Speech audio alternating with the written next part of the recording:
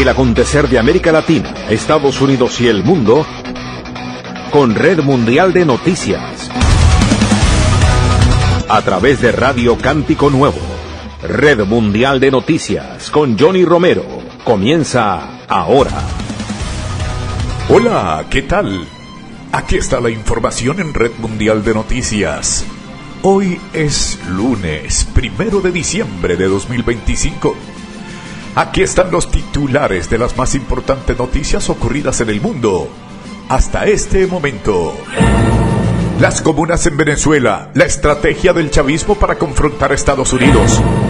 Gobierno colombiano cancela viaje a China en medio de tensiones por visita de congresistas a Taiwán.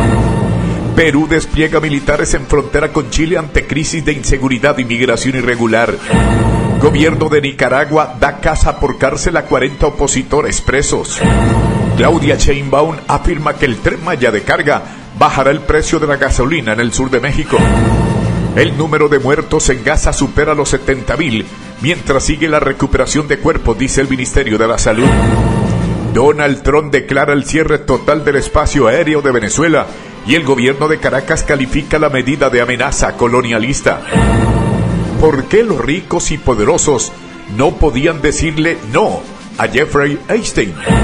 Aquí están las noticias. Fue uno de los grandes eventos políticos en Washington en 2019. Todos los ojos estaban puestos en el ex abogado de Donald Trump, Michael Cohen, quien rendía testimonios frente a una comisión de la Cámara de Representantes de Estados Unidos sobre su antiguo cliente.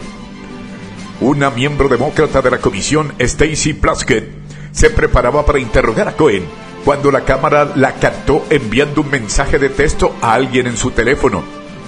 Esta semana, el público se enteró de la identidad de la otra persona en esa comunicación, el fallecido abusador sexual Jeffrey Epstein.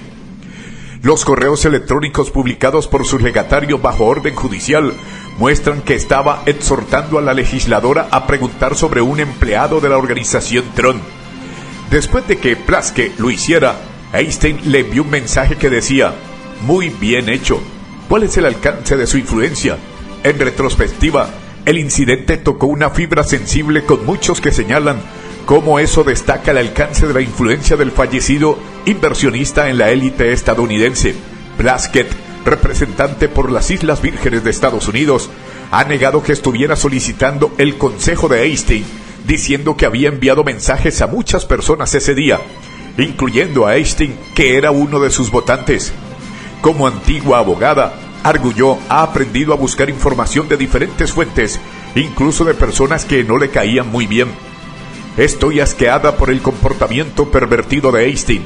Apoyo firmemente a sus víctimas y admiro su valentía. Desde hace tiempo he pedido que todos los expedientes de Epstein se divulguen, expresó. Plaskett afirmó que el intercambio ocurrido antes del arresto de Epstein por tráfico sexual. Pero lo cierto es que se produjo mucho después de que el financista fuera condenado por procurar prostitución en 2008.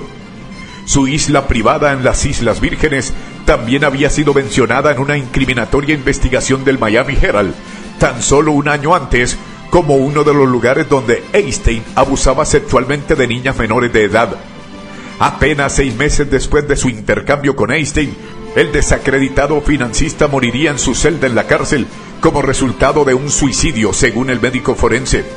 Su muerte y las teorías de conspiración que generaron dispararían un ajuste de cuentas que ha desatado una tormenta en Washington y Wall Street y ha hundido a muchos de sus antiguos amigos. Ese intercambio es apenas uno de los muchos que aparecen en las más de 20,000 páginas de documentos personales de Epstein publicadas recientemente, que demostraron otra vez su habilidad para mantenerse en los altos círculos de poder, aún después de su condena y las revelaciones del Miami Herald. ¿Cómo y por qué estas relaciones sobrevivieron mientras otras amistades cortaron con él? Nos dice tanto sobre la dinámica de las altas esferas de la sociedad estadounidense como de la influencia que ejercía Epstein. Era un monstruo diabólico, pero al mismo tiempo era brillante en el sentido de que era capaz de mantener esta increíble red de algunos amigos individuos de los más poderosos del mundo, explicó Barry Levin, autor de Spider. la araña dentro de la red criminal de Jeffrey Epstein y Ghislaine Maxwell. Tenía una especie de carisma en torno a su persona que lo colocaba en una posición en la que la gente lo buscaba. Utilizaba la información que acumulaba. Epstein se consideraba a sí mismo como un coleccionista de personas que creaba conexiones con objetivos transaccionales, indica Levine. Utilizaba la información que acumulaba con la intención, al fin y al cabo, de poner en reserva favores que les podía pedir, inversiones que le podía sacar, o en un sentido más oscuro, creo, chantajes a los que podía someter a alguno de estos individuos. La relación entre Epstein y Peter Mandelson, político británico y ex parlamentario que ocupó cargos importantes en varios gobiernos laboristas, ha estado particularmente bajo la lupa en el Reino Unido. Fue destituido como embajador británico en Estados Unidos en septiembre. Los documentos divulgados por el Congreso indican que Mandelson mantuvo contacto con el pedófilo hasta entrado el año 2016, después de que ya hubiera sido condenado. En un correo electrónico de noviembre de 2015, Epstein le escribe después de su cumpleaños 63, «Lo lograste». Mandelson le contesta menos de 90 minutos después, diciendo, «Escasamente, he decidido extender mi vida pasando más tiempo en Estados Unidos».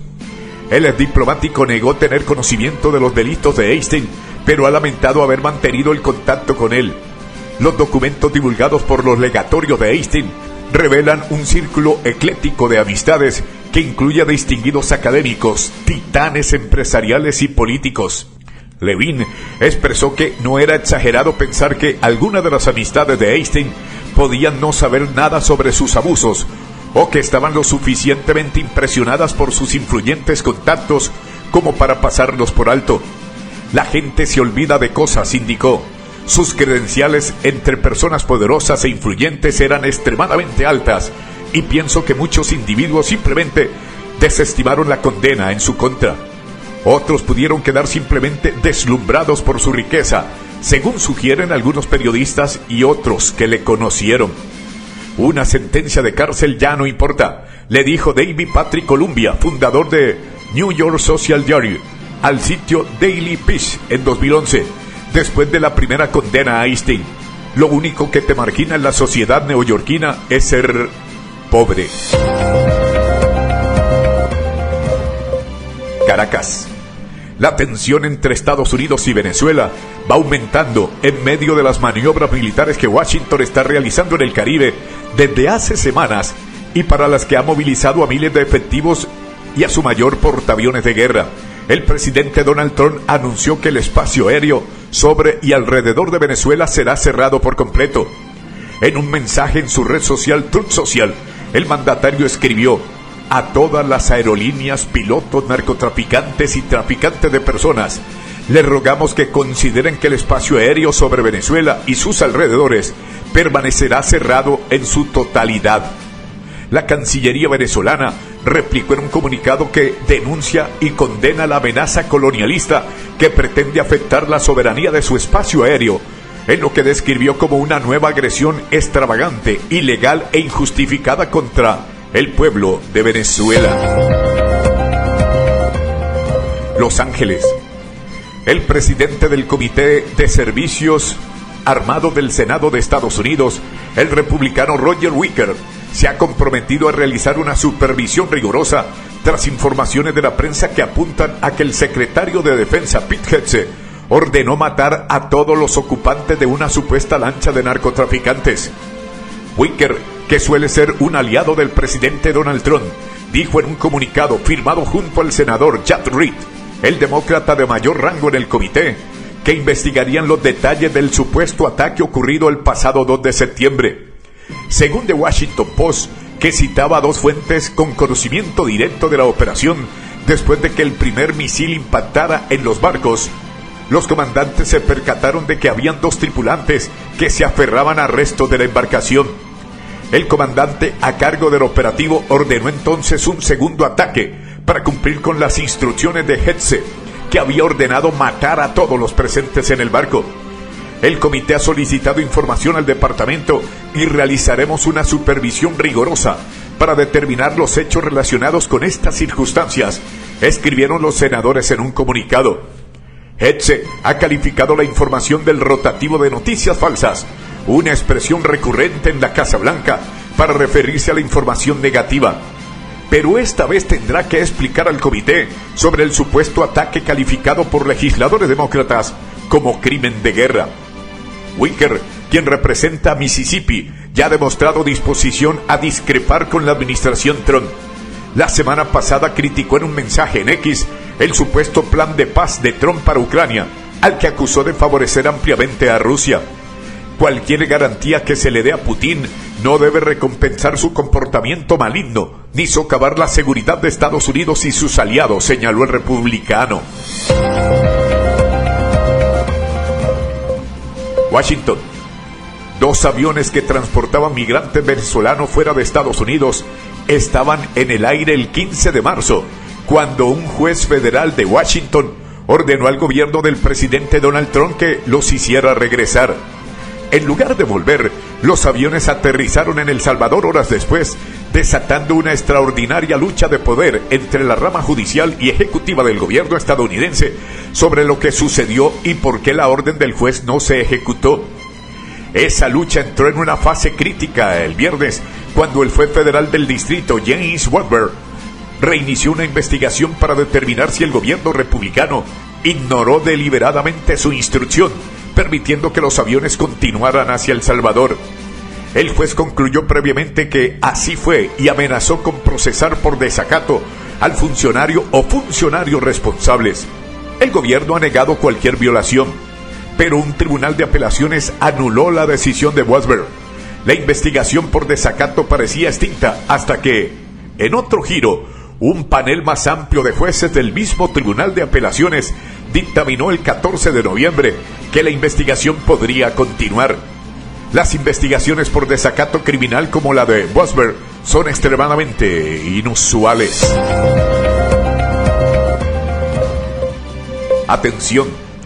El número de muertes en Gaza superó las 70.000 personas, según el Ministerio de la Salud palestino, mientras los equipos de emergencia continúan recuperando cuerpos de los escombros.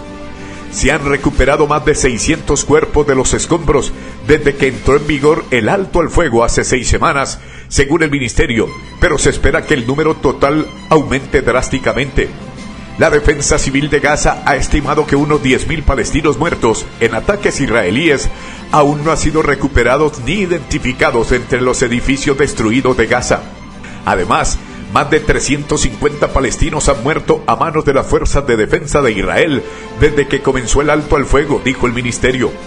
Las autoridades en Gaza no distinguen entre civiles y combatientes de Hamas al informar las cifras de víctimas.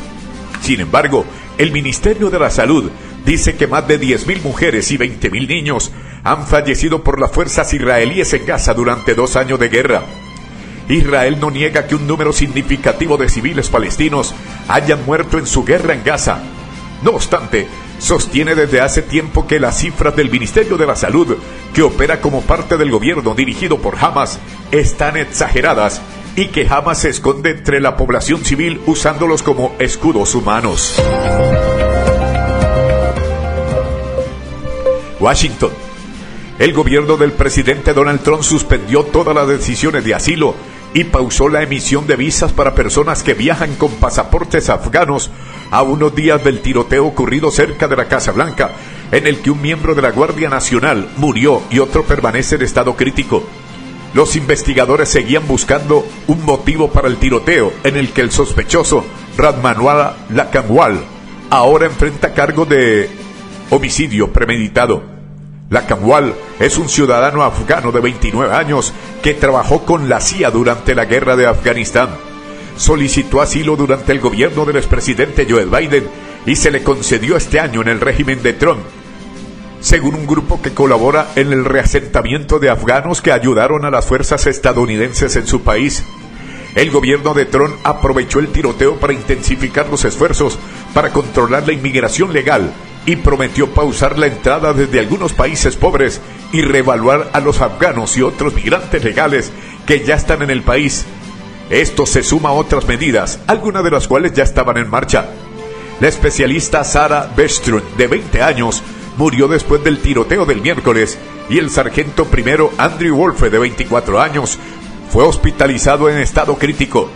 Ambos fueron desplegados con la Guardia Nacional de Virginia Occidental como parte de la misión de lucha contra el crimen de Tron en la ciudad. El presidente también ha desplegado o intentado desplegar a miembros de la Guardia Nacional en otras ciudades para contribuir a sus esfuerzos de deportación masiva, pero ha enfrentado impugnaciones judiciales. Ciudad de México. La presidenta de México, Claudia Sheinbaum, afirmó que el Tren Maya de carga, una obra en construcción en el suroeste mexicano, permitirá bajar el precio de la gasolina en esa región del país. En un evento público en el estado de Quintana Roo, Sheinbaum indicó que este día visitará la obra del Tren Maya de carga, un proyecto que prometió ampliar el año pasado cuando estaba en campaña presidencial. Nos comprometimos, por ejemplo, también a que el Tren Maya no solo va a ser de pasajeros, sino de carga.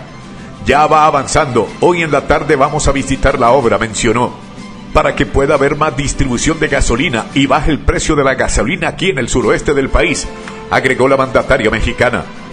Las declaraciones de Claudia Sheinbaum ocurrieron durante la entrega de viviendas y liberaciones de hipotecas y escrituras en Playa del Carmen, Quintana Roo. Las obras del Tren de Maya de carga comenzaron en abril pasado con una inversión inicial de 25,000 millones de pesos, unos 1.250 millones de dólares. El Tren Maya es una obra de 1.553 kilómetros de vías que priorizó el expresidente Andrés Manuel López Obrador para los 5 estados del suroeste: Campeche, Chiapas, Quintana Roo, Tabasco y Yucatán. Monterrey, México. La cifra de víctimas por una explosión causada por pirotecnia en el municipio de Pesquería, estado de Nuevo León, norte de México, se elevó a 3 muertos y 6 heridos, según informaron las autoridades. Protección Civil de Nuevo León precisó que 2 personas fallecieron en el sitio, sin que se haya confirmado su identidad. La tercera víctima mortal fue identificada como Ingrid Dayana Macías Ruiz, de 15 años, quien falleció mientras recibía atención médica en un hospital. El incendio, reportado en un domicilio de la colonia Barrio Olmos de Pesquería, se extendió a otras viviendas, dejando 2 casas totalmente colapsadas, otras 2 parcialmente colapsadas y afectaciones parciales en otras 44, puntualizó. También se informó a los agentes de la policía, bomberos y distintos cuerpos de auxilio que ya controlaron los múltiples incendios ocasionados por la explosión inicial y hasta hoy trabajan en el retiro de escombro en los domicilios afectados. Atención, Managua. El gobierno de Nicaragua dio casa por cárcel a 40 presos políticos en momentos en que aumenta la presión de Estados Unidos en su contra y frente a su principal aliado Venezuela, informó la prensa en el exilio y grupos activistas. Medios nicaragüenses que trabajan desde el exterior, sobre todo en Costa Rica, como La Prensa, Confidencial y 100% Noticias, señalaron que la cifra podría alcanzar las 40 personas. El gobierno aún no se ha pronunciado, según el Confidencial, que dijo basarse en fuentes del sistema penitenciario. Entre los reos de conciencia hay varios con enfermedades crónicas, agravadas por las condiciones de cautiverio y mayores de 60 años. La Gran Confederación Opositora Nicaragüense, que opera en el exilio, advirtió en un comunicado que no se trata de una liberación plena, sino de arresto domiciliario que sigue manteniendo a los opositores bajo un yugo de la dictadura. En su nota publicada en X, el grupo advirtió que estas personas seguirán sometidas a tortura psicológica, acoso sistemático y humillación. Atención, Lima, Perú.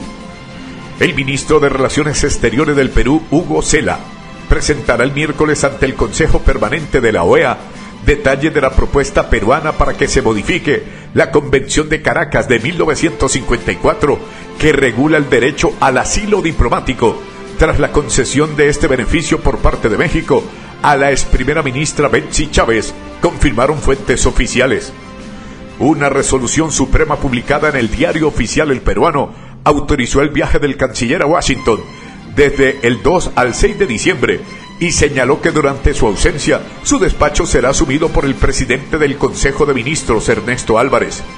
La sesión extraordinaria del Consejo Permanente se celebrará a pedido de la representación del Perú ante la Organización de Estados Americanos, OEA, tras el asilo político que concedió México a Chávez, quien el jueves pasado fue condenada a más de 11 años de prisión por su participación en el fallido golpe de Estado que intentó dar en diciembre de 2022 el expresidente Pedro Castillo. Santiago de Chile. El gobierno peruano publicó un decreto que declara estado de emergencia por 60 días en 3 distritos de la región de Tacna, Palca, Tacna y La Yarada Los Palos, en la frontera con Chile, para frenar el ingreso irregular de migrantes y enfrentar delitos asociados al tráfico de personas, contrabando y otras actividades criminales. El presidente interino del Perú, José Gerí, anunció que la medida incluirá el despliegue de militares en las fronteras en medio de la crisis de inseguridad que afecta al país y la gran afluencia de migrantes en los pasos con la vecina nación. La medida autoriza la restricción de libertades de tránsito y reunión y permite que la policía y las Fuerzas Armadas refuercen el control territorial y los operativos en la zona. El decreto, publicado en edición extraordinaria digital del Boletín Oficial, establece patrullajes permanentes, cierre y vigilancia armada de pasos no autorizados, monitoreo con drones y acciones coordinadas para identificar y detener ingresos irregulares.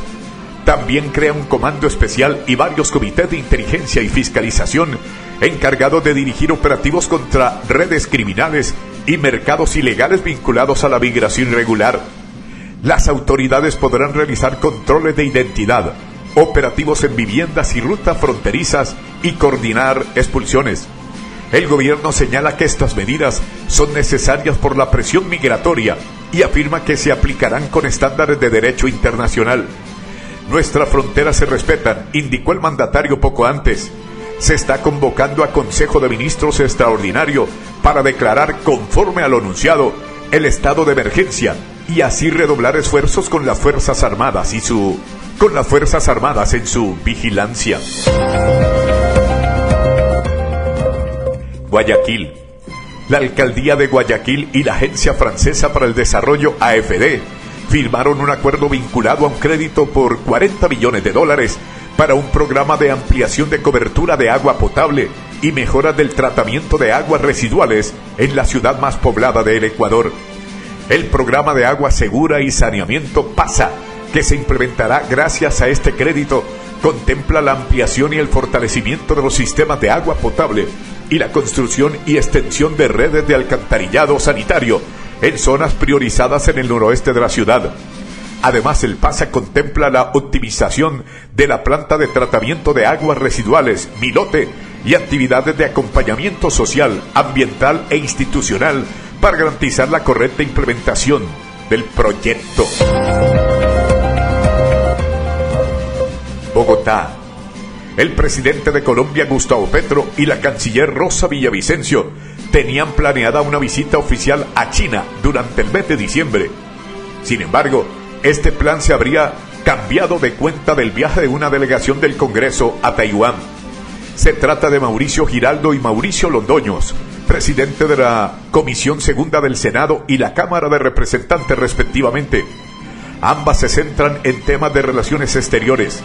Los congresistas estuvieron en Taipei para fortalecer las oportunidades de comercio, cooperación y desarrollo para Colombia, según informaron en un comunicado. Dicha visita prendió las alarmas en la Cancillería, que a través de un comunicado desmintió la idea de la apertura de una oficina colombiana en Taiwán y su compromiso con una sola, China. Queremos reiterar que Colombia ha mantenido durante los últimos 45 años un estricto apego al principio de una sola, China. Esta política de Estado, sostenida de manera ininterrumpida por sucesivos gobiernos, incluido el del presidente Gustavo Petro, reconoce que existe una sola China en el mundo, que Taiwán es parte inalienable de su territorio y que el gobierno de la República Popular China, con capital Beijing, es su único gobierno legítimo, sostuvo la Cancillería a través de un comunicado oficial. Caracas. Las comunas en Venezuela han respondido al llamado del presidente Nicolás Maduro de prepararse para una posible confrontación armada con Estados Unidos, que mantiene un vasto despliegue militar en el Mar Caribe, defendido por el gobernante republicano Donald Trump como parte de una estrategia contra el narcotráfico, pero que para Caracas supone una amenaza. En septiembre pasado, después de la llegada de barcos y tropas estadounidenses a aguas próximas al suramericano, Maduro anunció la creación de las unidades comunales milicianas en 5.336 zonas del país, que agruparán a su vez la denominada Base Popular de Defensa Integral, con la tarea de garantizar la paz que anticipó el gobernante el país nunca había tenido. La movilización ciudadana se dio a la par del despliegue aéreo y naval de Estados Unidos en el Caribe, región que permanece en vilo por los ataques en el mar a más de 20 lanchas que la Casa Blanca vincula con el narcotráfico, y la reciente advertencia de Trump de que empezarán muy pronto a detener en tierra a los narcotraficantes en Venezuela. En respuesta al despliegue en el Caribe, el chavismo llamó a un proceso de alistamiento en el que, de acuerdo con el gobierno venezolano, se inscribieron más de 8 millones de personas en la milicia, como se conoce, un componente especial de la Fuerza Armada Nacional Bolivariana, conformado por civiles con entrenamiento militar. Estamos alerta, esperamos en realidad que la paz sea lo más conveniente, que esta gente piense que tampoco somos tontos, porque no nos vamos a dejar, dijo Felicita Quesada, una mujer de 73 años e integrante de una comuna en el oeste de Caracas. Quesada, quien el pasado 23 de noviembre acudió a las urnas para participar en la cuarta consulta popular de este año, dirigida para escoger proyectos locales que serán financiados por el Estado, explicó que en las últimas semanas han organizado reuniones y asambleas en las comunidades para mantener informados a los ciudadanos y prepararlos por si ocurre un ataque contra el territorio venezolano. Amigos oyentes, por el día de hoy llegamos al final de Red Mundial de Noticias. Mi amigo personal Federico Santiago y Johnny Romero les acompañamos. Les invitamos mañana a nuestra emisión diaria de noticias. Feliz inicio de diciembre para todos. Feliz inicio de semana para todos. Hasta pronto. Bye.